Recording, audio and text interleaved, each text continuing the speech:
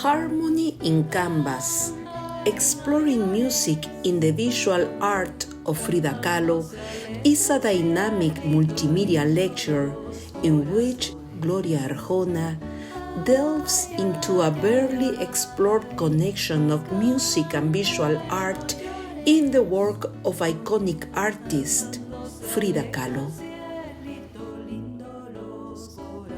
Unveiling the lesser-known musical inspirations that fueled Kahlo's iconic paintings, this multimedia lecture provides a deeper understanding of the artist's connection with popular music and culture.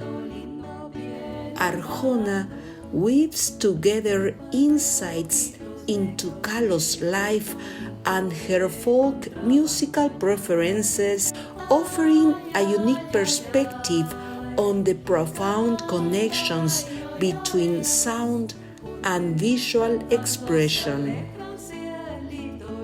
To enrich the audience's experience, Arjona will interpret those songs that Kahlo quoted in her art and others representative of her life period.